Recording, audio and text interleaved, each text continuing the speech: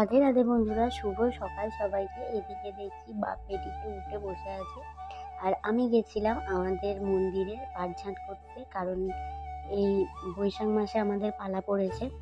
তো গেছিলাম পাটঝাঁট করতে। আর এই যে আমি আর এখানে কালকে উষসীর বাবা মল থেকে কিছু জিনিস এনেছে, তোমাদেরকে সেটা আমাদের সাথে এখন যাব হচ্ছে উষশ্রীকে নিয়ে ডাক্তার দেখাতে, কারণ প্রচণ্ড ঠান্ডা লেগেছে আর কাশি হচ্ছে, কাশিটা থামছেই না।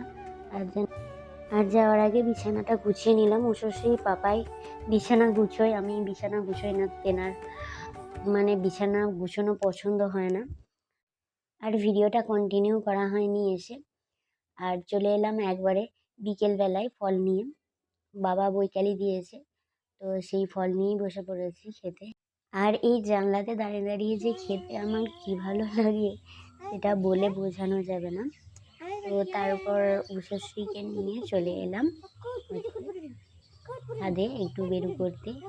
আর ও ছাদে ঘুরতে বেশ ভালোই বাসে, ছাদে অনেক কিছু দেখতে পায়, গাছপালা, তারপরে পাখি, তাই জন্য নিয়ে চলে এলাম।